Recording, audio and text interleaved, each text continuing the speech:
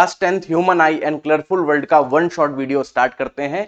बच्चों, अगर ह्यूमन आई की बात करें तो ह्यूमन आई एक कॉन्वेक्स लेंस है और बहुत ही डेलिकेट सा ऑर्गन है ह्यूमन बॉडी का। अब इसका जो फ्रंट पार्ट देखते हैं बच्चों, तो व्हाइट वाला पार्ट कहलाता है स्क्लेरा, और ये राउंड सा पार्ट दिख रहा है जो हमारे आईज में होता है, इसमें जो कलरफुल वाला पार्ट है इसे हम कहते हैं आइरिस, और जो ब्लैक वाला पार्ट है इसे कहते हैं हम प्यूपिल। और अगर हम इसके स्ट्रक्चर की बात करें तो ऐसा कुछ स्ट्रक्चर हमें देखने को मिलता है। आईज के फ्रंट पार्ट में एक ट्रांसपेरेंट मेम्ब्रेन होता है जिसे हम कहते हैं कॉर्निया। और ये जो यहां पर दिख रहा है हमें बच्चे, ये आई लेंस है जिसकी हमने बात की थी अभी। अब इस आई लेंस और कॉर्निया के बीच में एक फ्लूइड भरा होता है जिसे हम कहते हैं एक्वस ह्यूमर। अब एक्वस ह्यूमर का नाम एक्वस इसलिए पड़ा क्योंकि इसमें 90% ऑफ द वाटर होता है। अब इस लेंस को एक मसल्स ने होल्ड कर रखा है। अब आप पूछोगे कि ये मसल्स ने इसे होल्ड क्यों किया है, तो ये मसल्स जिसे हम सीलरी मसल्स कहते हैं, ये आई लेंस को स्ट्रेच और कंप्रेस दोनों कर सकते हैं। जैसे जब ज्यादा लाइट होती है तो ये इसे कंप्रेस कर देता है, और जब डिम लाइट होती है शाम के टाइम में तो इसे ये रिलैक्स कर देता है। जैसे हम कर्टन्स के साथ करते हैं, दोपहर के टाइम हम क्लोज कर देते हैं और डिम लाइट में हम इसे ओपन कर देते हैं। अब यहां ध्यान दो, जब लाइट कॉर्निया से पास होके एक्वस ह्यूमर से होते हुए जब आई लेंस पे फॉल होती है तो प्यूपिल रेगुलेट करता है कितना अमाउंट ऑफ लाइट अंदर रेटिना पे फॉल होगा। तो प्यूपिल का काम लाइट को रेगुलेट करना है। अब जैसे ही लाइट रेटिना पे फॉर्म होती है तो retina is just like a screen, वो एक स्क्रीन जैसा बिहेव करता है जहां पर इमेज फॉर्म होते हैं। अब रेटिना के पास दो फोटो ऑप्टिक नर्व्स होते हैं, एक को कहते हैं हम लोग रॉड्स और दूसरे को कोन्स। अब ये रॉड जो होता है ये हमें डिम लाइट और ब्राइट लाइट में इमेज फॉर्म करके देता है, और जो कोन्स है ये कलरफुल इमेज फॉर्म करता है। यानी कि जो आपके जीवन में कलर्स हैं वो कोन्स के कारण है, किसी और के कारण नहीं। ठीक है, अब क्या होता है, इस रेटिना और इस लेंस के बीच में इतना स्पेस वैकेंट है। इस स्पेस में एक फ्लूइड भरा होता है जिसे हम कहते हैं vitreous humour. Vitreous humour glossy होता है, विट्रस मींस ग्लॉसी होता है बच्चों, या फिर फॉगी। अब क्या होता है, यहां पर ध्यान दो बच्चों, इतना स्पेस वैकेंट है, इस स्पेस को हम क्या बोलते हैं, ब्लाइंड स्पॉट। अब इस ब्लाइंड स्पॉट से फोटो ऑप्टिक नर्व्स इस लाइट को इलेक्ट्रिकल सिग्नल्स में कन्वर्ट करके ब्रेन के पास ले जाती है, और ब्रेन इस इमेज को फ्लिप करता है और हेल्प से हम ऑब्जेक्ट्स को आइडेंटिफाई कर पाते हैं। तो ये स्ट्रक्चर और वर्किंग था ह्यूमन आई का। अब आते हैं डिफेक्ट्स ऑफ ह्यूमन आई पे। आई जितना परफेक्ट वर्क कर रहा है तो ये डिफेक्ट होता क्यों है। तो बच्चों ये बताओ कि हम सारी इमेज सेम डिस्टेंस और सेम लाइट में देखते हैं क्या? नहीं, क्योंकि हम ऑब्जेक्ट कई बार पास होता है, कई बार ऑब्जेक्ट दूर होता है, और कई बार लाइट हर समय इक्वल नहीं होती। तो आईज अपने आप को एडजस्ट करता है, अपने फोकल लेंथ को एडजस्ट करता है, जो लाइट आ रही है वो रेटिना पे फॉल हो सके। But due to some reason I अपना ये पावर लूज कर देता है, और इसी कारण डिफेक्ट्स क्रिएट होते हैं। अब जो ये पावर है जिसके थ्रू ह्यूमन आई फोकल लेंथ को एडजस्ट कर सकता है, इसे कहते हैं पावर ऑफ अकोमोडेशन। कोई पूछेगा what is power of accommodation, तो आप बोलोगे it is the ability to adjusting the focal length of human eye. जो फार पॉइंट है हमारे ह्यूमन आई का वो तो इंफिनिटी है, क्योंकि हम स्टार्स, मून सबको देख लेते हैं, और जो नियरेस्ट पॉइंट है वो होता है 25 सेंटीमीटर। अब डिफेक्ट्स ऑफ ह्यूमन आई के अंदर हमें 3 टाइप के डिफेक्ट्स पढ़ने हैं, मायोपिया, हाइपरमेट्रोपिया और प्रेसबायोपिया। जो पहला केस है हमारे पास वो है मायोपिया का। मायोपिया के अंदर a person can see nearby object, वो पास की चीजें तो देख लेता है but cannot see far object, वो दूर की चीजें नहीं देख पाएगा। तो बच्चों ऐसे केस को मायोपिया कहते हैं, और मायोपिया को रिजॉल्व करने के लिए, उसको करेक्ट करने के लिए हमें कॉनकेव लेंस लगाना होता है। तो देखते हैं बच्चों क्या होता है। एक्चुअल में जो इमेज फॉर्म होगा वो हमेशा कहां फॉर्म होगा, रेटिना पे। बट जिनको मायोपिया का प्रॉब्लम है उस केस में जो लाइट रेज है वो रेटिना से पहले ही फॉल हो जाता है। अब इसके करेक्शन में जो लेंस यूज होगा वो इस लाइट को दूर भेजेगा या पास लाएगा? ऑब्वियसली दूर भेजेगा, क्योंकि ये तो पहले ही गिर जा रहा है ना। तो हम लगाएंगे concave lens. Concave lens diverging lens होता है जो लाइट को डाइवर्ज कर देता है और फिर आईज उसको रेटिना पे फॉल करा देती है। तो ये इसका करेक्शन है। तो मायोपिया को हम बोल सकते हैं नियर साइटेडनेस। होता क्यों है? तो आई बॉल के इलोंगेशन के कारण लेंस पे। अच्छा, इसका पावर क्या होता है? पावर नेगेटिव होता है और फोकल लेंथ भी नेगेटिव होता है, याद रखना। नेक्स्ट हमारे पास केस है हाइपरमेट्रोपिया। अब हाइपरमेट्रोपिया में क्या होगा? A person can see far object but cannot see nearby object. Just myopia का अपोजिट।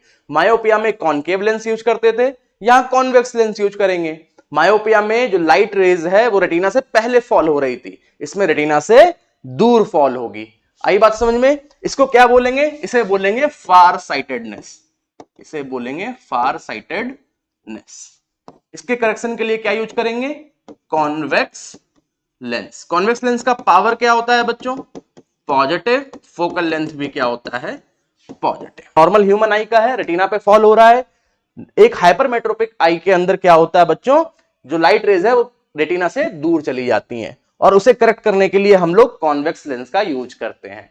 चलो आगे बढ़ते हैं नेक्स्ट डिफेक्ट पे। नेक्स्ट डिफेक्ट जो हमारे पास है वो है प्रेस बायोपिया। प्रेस बायोपिया के अंदर क्या होता है कि ह्यूमन आई ना तो दूर का देख पाती है ना ही पास का देख पाती है। ये होता है ओल्ड एज में, जब सीलरी मसल्स आई लेंस को स्ट्रेच और कंप्रेस नहीं कर पाती है प्रॉपर। तो बच्चों इस डिफेक्ट के लिए हमें बायफोकल लेंस यूज करना पड़ता है, जो अक्सर आपने अपने घर में ओल्ड एज में कोई होगा तो उनको देखा होगा आपने। तो ऊपर वाला जो लेंस होता है इसे हम बोलते हैं कॉनकेव लेंस और नीचे जो लेंस लगाते हैं हम उसे बोलते हैं कॉन्वेक्स लेंस। एक और डिफेक्ट है बच्चों जिसे हम कहते हैं कैटरैक्ट। कैटरैक्ट को बच्चों मोतियाबिंद भी कहा जाता है, जो अक्सर आपने अपने आसपास सुना होगा, और नहीं सुना तो कोई बात नहीं। कैटरैक्ट एक ऐसी आई डिफेक्ट है जिसके अंदर आईज के फ्रंट में एक क्लाउडी सा फ्लूइड जमा हो जाता है, जिससे या तो पार्शियली विजन लॉस हो जाता है या फिर फुली विजन लॉस होता है। इसको करेक्ट करने के लिए कोई भी लेंस हमारे पास नहीं है, इसे हम करेक्ट सर्जरी के हेल्प से ही करते हैं। तो ये हमारे पास 4 डिफेक्ट्स थे: myopia, hypermetropia, presbyopia and cataract. चलो next topic is about the prism. देखो बच्चों हमारे पास ये एक प्रिज्म है, 2 ट्रायंगुलर फेस होते हैं और 3 रेक्टेंगुलर फेस होता है। तो आप कह सकते हो prism have 2 triangular face and 3 rectangular faces, है ना बच्चों? When a white light falls on a prism, it split into 7 constituents color, है ना बच्चों? जिसे हम कहते हैं विवग्योर, आपने सुना भी होगा। तो बच्चों क्या होता है एक्चुअल में, ये जो प्रिज्म है इसके 2 लैटरल सरफेस के बीच में जो एंगल होता है इसे हम कहते हैं एंगल ऑफ प्रिज्म। ये लाइट जो एंटर कर रही है कौन सा रे होगा? Incident ray. आप क्या बनाओगे? नॉर्मल। ठीक है, ये इसका बच्चों ओरिजिनल पाथ होगा, ये ओपी है। अब देखो एयर से ग्लास में आई, ये बेंड होगी from rarer medium to denser medium, तो क्या होगा बच्चों? Towards the normal. ये इधर बेंड हो गई, यहां से फिर नॉर्मल बनाएंगे हम लोग। ये इसका क्या होगा? ओरिजिनल पाथ OP2, ये OP1 है। अब ये फिर से बेंड होगी, अवे फ्रॉम द नॉर्मल जाती है और यहां बनता है रेड कलर। और सबसे नीचे क्या होता है बच्चों? वायलेट, है ना? यहां से बनता है बच्चों विवग्योर। अगर ये जो लाइट बाहर निकली है इसको मैं पीछे जाके मिला दूं तो इससे हमें क्या पता लगेगा? लाइट को जानी ऐसी थी पर लाइट गई ऐसे, तो ये इतने एंगल से क्या हुई है बच्चों? अपने रास्ते से भटकी है, और इसे ही क्या कहते हैं? Angle of deflection. कोई पूछेगा what is angle of deflection, तो आप क्या बोलोगे? It is the angle form between incident ray to emergent ray. Incident ray to emergent ray. Emergent ray क्या हुआ? Incident ray. रिफ्रैक्टेड रे। जब दोबारा रिफ्रैक्ट होती है तो क्या कहलाती है? इमर्जेंट रे। तो एंगल ऑफ डिफ्लेक्शन सबसे कम किसका है? रेड। सबसे ज्यादा किसका होगा? वायलेट का। सबसे ज्यादा वेवलेंथ किसका होता है बच्चों? रेड का। सबसे कम किसका होता है? वायलेट का। तो ये सब चीजें आपको पता होनी चाहिए। इस 7 कलर्स को हम क्या बोलते हैं बच्चों? इसी 7 कलर्स के बैंड को हम क्या बोलते हैं? स्पेक्ट्रम। और इस प्रोसेस को क्या बोलते हैं? डिस्पर्जन। तो कोई आपसे पूछेगा व्हाट इज डिस्पर्जन, तो आप बोलोगे इट इज द फेनोमेना या it is the process in which white colour light is split into 7 colors and the band of these 7 colors is called spectrum. The name is violet, indigo, blue, green, yellow, orange और red. यहां पर वो image बना के दिखा दी गई है। सबसे लीस्ट डेविएशन किसका है बच्चों? रेड का। और सबसे मैक्सिमम डेविएशन किसका है? वायलेट का। और इस पूरे को क्या बोलते हैं हम? स्पेक्ट्रम बोलते हैं। अब क्या हुआ, इस स्पेक्ट्रम को न्यूटन भाई साहब ने बहुत स्टडी किया और न्यूटन भाई साहब ने क्या सोचा कि भैया एक प्रिज्म से 7 रंग निकलते हैं, तो क्यों ना मैं एक और प्रिज्म लगा दूं, 7 के 14 कलर हो जाएंगे, दुनिया रंग बिरंगी बना दूंगा मैं। दुनिया को रंगीन बनाने के लिए जब उसने दूसरा प्रिज्म लगाया तब भी बच्चों 7 कलर्स ही निकले। अब ये तो बहुत बुरी बात हो गई, 7 कलर्स ही निकले। इसका मतलब क्या है? मैंने पहले स्टार्टिंग में क्या बताया था? प्रिज्म और डिस्पर्जन सिर्फ व्हाइट कलर लाइट का होता है, बाकी किसी लाइट का नहीं होता। जब 7 कलर निकले वो तो violet, indigo, blue, green, yellow, orange थे ना बच्चों। इन कलर्स को तो कभी डिस्पर्स करेगा ही नहीं वो, तो बच्चों 7 के 7 ही निकले। तो अब न्यूटन भाई साहब ने दिमाग लगाया, छोड़ने वाला तो था नहीं वो। उसने क्या किया? प्रिज्म को इस बार उल्टा कर दिया। जब उसने एक प्रिज्म को सीधा और एक को उल्टा किया तो यहां डेविएट हुई, यहां से 7 रंग निकले, ये 7 रंग वापस रिकंबाइन हो गए और इसे ही कहते हैं recombination of white colour light. यहां से व्हाइट, फिर 7 कलर्स, फिर 7 कलर्स रिकंबाइन होके क्या हो गए बच्चों? से व्हाइट लाइट बन गए। सड़क से उठा के स्टार बनाया, स्टार से उठा के फिर सड़क पे आ गए। ठीक है, तो ये न्यूटन भाई साहब ने ये काम किया है ना। रेनबो फॉर्मेशन, रेनबो फॉर्म कैसे होता है? तो बच्चों 3 पॉइंट याद रखना। ठीक है, ये समझ लो कोई हमारे पास एक वाटर ड्रॉप है। ठीक है, लाइट आ रही है बेटा, एंटर हुई। अब एयर से कहां हुई बच्चों? एयर से वाटर में गई ना। जब एयर से वाटर में गई तो यहां पर क्या होगा? पहला रिफ्रैक्शन। आपको पता है मीडियम चेंज हुआ, रिफ्रैक्शन होगा। लाइट अंदर गई, ठीक है, यहां पर पहुंची, उसको बाहर निकलना चाहिए था कायदे से, पर वो बाहर नहीं निकलेगी, वो अंदर ही रिफ्लेक्ट कर गई। अंदर ही क्या कर गई बच्चों? रिफ्लेक्ट। और इसे ही कहते हैं बच्चों टोटल इंटरनल रिफ्लेक्शन, है ना। यहां से पास होगी बच्चों, तो इस पॉइंट पे फिर से क्या होगा? क्योंकि अब तो फिर से एयर में आएगी वो, यहां पर फिर से क्या होगा? Refraction. So in rainbow formation there is 2 refraction and 1 TIR या total internal reflection। तो बच्चों ये डायग्राम याद रखना, ये डायग्राम बहुत इंपॉर्टेंट है।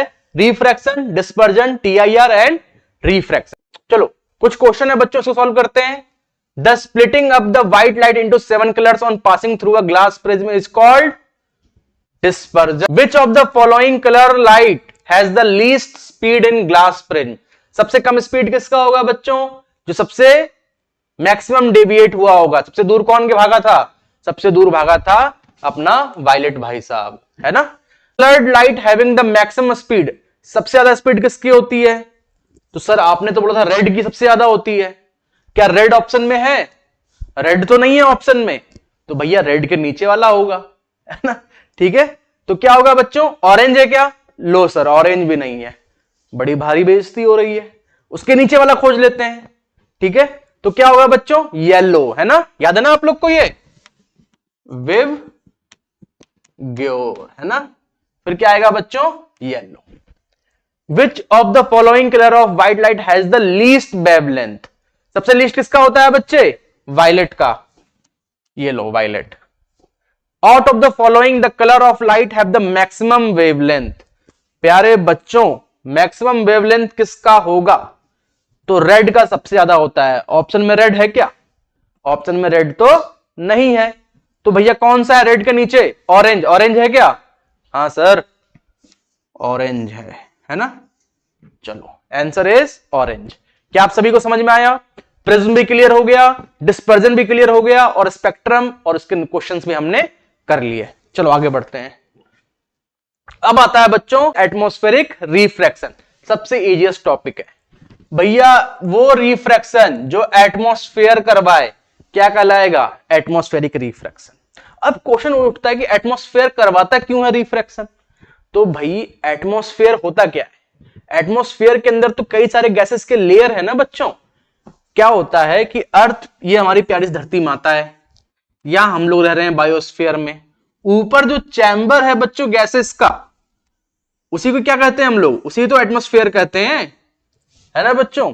जो सबसे भारी होगा वो नीचे होगा, उसके ऊपर उससे हल्का वाला, उसके ऊपर उसके हल्के वाला, सबसे ऊपर सबसे हल्के वाला, ऐसे होगा ना बच्चों। जितना हल्का होगा उतना ऊपर जाएगा। तो atmosphere is the layer of या बेड ऑफ द गैसेस। उसमें कई सारे लेयर्स हैं गैसेस के। तो बच्चों जब बहुत सारे लेयर्स हैं, तो जब लाइट एंटर करेगी तो मीडियम उसका हर बार चेंज होगा, तो हर बार क्या होगा? रिफ्रैक्शन होगा। तो refraction due to the atmosphere और layer of gases is called atmospheric refraction, है ना बच्चों। और इस एटमॉस्फेरिक रिफ्रैक्शन के कारण हमें बहुत सारे फेनोमेना देखने को मिलते हैं, ठीक है। उन्हीं को हम स्टडी करेंगे आज के टॉपिक में। पहला है ट्विंकलिंग ऑफ स्टार्स। धरती है हमारी प्यारी सी, अब यह स्टार है जो बहुत दूर है। अब इन सभी के ऊपर अगर मैं बात करूं, लाइट आ रही है बच्चों, तो इन सभी के ऊपर हमारे ऊपर क्या बना हुआ है? एटमॉस्फेयर बना हुआ है। तो अब एटमॉस्फेयर की बात करें तो देखो बच्चों, पहले वाला क्या है समझने की कोशिश करना है इसको, और हर क्वेश्चन का आंसर सेम ही लिखना है, याद रखना, हर क्वेश्चन का आंसर सेम ही लिखना है। क्या होगा बच्चों? ये वाला सबसे लीस्ट होगा, है ना। ये वाला रेयरर होगा, है ना। इसके नीचे वाला क्या होगा? डेंसर। इसके नीचे वाला और डेंसर, इसके नीचे वाला और डेंसर। पर देखो बच्चों क्या होगा, जब लाइट रेयरर से डेंसर में आएगी, नॉर्मल के टुवर्ड्स बेंड हो जाएगी, नॉर्मल के टुवर्ड्स बेंड हो जाएगी। फिर जब अगेन डेंसर टू डेंसर जाएगी, तो ये क्या बन जाएगा बेटा? उस केस में रेयरर बन जाएगा ना, नीचे वाला तो और डेंसर होगा, तो ये डेंसर हो जाएगा। फिर क्या होगा बच्चों? फिर नॉर्मल के टुवर्ड्स मुड़ जाएगी, और ऐसे कर करके क्या होता है? लाइट हमेशा बेंड होके पहुंचती है हमारे पास, और इतने दूर से जब बेंड होके हमारे पास तक पहुंचती है, तो हमें जो ऑब्जेक्ट है वो हल्का सा फ्लिकरिंग करता हुआ, मूव करता हुआ दिखाई देता है। अगर आपको समझ में नहीं आया हो तो एक और तरीका बता देता हूं जो आपको याद आ जाएगा। अक्सर आपने देखा होगा जब आप डोसा वोसा खाने जाते हो या किसी ऐसा स्ट्रीट फूड खाने जाते हो, तो जहां पर ऐसे धुआं निकल रहा होता है बच्चों, है ना, जो हॉट एयर्स निकल रहे होते हैं, तो उसके पीछे इंसान आपको ऐसा फ्लकरिंग होता हुआ दिखाई देता है ना, घूमता हुआ, है ना, ऐसा फ्लकरिंग करता हुआ दिखाई देता है। तो उससे ही वही क्या है? वही एटमॉस्फेरिक रिफ्लेक्शन है ना, ड्यू टू द, अब हॉट एयर है, कोल्ड एयर है, फिर हॉट एयर है, तो इस कारण क्या होता है बच्चे, हमें वो फ्लकरिंग करता हुआ दिखाई देता है। यही एग्जांपल है एटमॉस्फेरिक रिफ्रैक्शन का। जरा इसका थ्योरी देखो क्या लिखा हुआ है। The continuously changing atmosphere refracts the light from the star by different amounts from one moment to next, and the starlight reaching our eyes increase and decrease continuously due to the atmospheric refraction, and the star appears to twinkle at night. अब बात आई समझ में? चलो बहुत बढ़िया, आगे बढ़ते हैं बच्चे। ये क्वेश्चन बहुत इंपॉर्टेंट है। डू नॉट ट्विंकल, है ना, ट्विंकल ट्विंकल लिटिल स्टार, है ना बच्चों। तो क्या होता है बच्चों, एटमॉस्फेयर तो कंटिन्यूअसली चेंज हो रहा है, but planets as comparison to stars बहुत पास हैं हमारे, तो इसलिए वो फ्लिकरिंग होते हुए दिखाई देते नहीं है। Continuously changing atmosphere is unable to cause variation in the light coming from a big size planet due to the refraction, because of which planet is not twinkles at all, है ना बच्चों। चलो अगला देख लेते हैं, advance sunrise and delayed sunset. अब ये क्या है ये भी समझो। धरती माता भैया, ये रहे हम लोग, ये रहे आप, मस्त घूम रहे हो, है ना बच्चों। ये सन है, यहां से बेटा लाइट आनी चाहिए तो ऐसी आएगी। चलो सर बात तो सही कर रहे हो आप बच्चों, पर क्या है, इसके ऊपर एक लेयर बना हुआ है एटमॉस्फेयर का। अब क्या होता है, जब लाइट आती है बच्चों, तो ये क्या होगी, बेंड होगी कि नहीं होगी? अरे सर बिल्कुल बेंड होगी। और जब ये बेंड होती है तो हमें यहां दिखाई देगी। एक्चुअल में सनलाइट कहां है, यहीं पहुंची है, बट हमें पहले दिखाई दे रही है। इस कारण, due to the refraction, atmosphere के रिफ्रैक्शन के कारण, इसलिए हमारे यहां एडवांस सनराइज होता है 2 मिनट पहले।